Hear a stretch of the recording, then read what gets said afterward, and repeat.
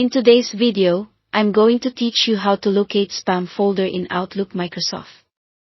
Whether you're using Outlook on the web, the new Outlook app, or the classic desktop version, the process is quick once you know where to look, and I'll walk you through it step by step.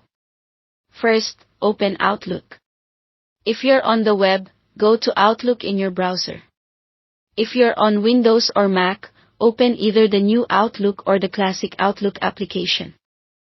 After it launches, sign in to your account if you're not already signed in. Make sure you're on your main mailbox screen, where you can see your list of folders and your inbox.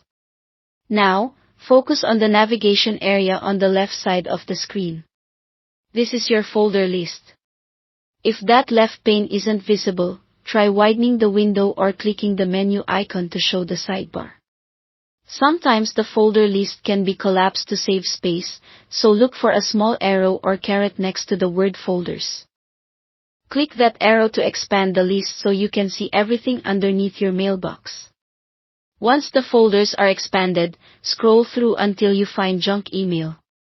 In some versions, it may be labeled junk email, or spam.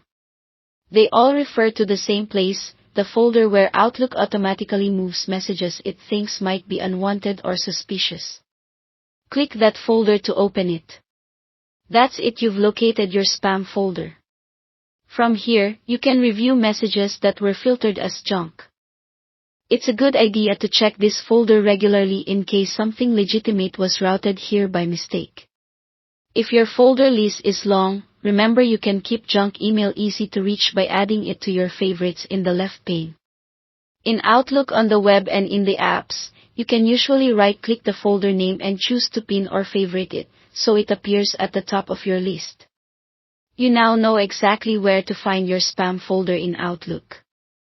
Thanks for watching.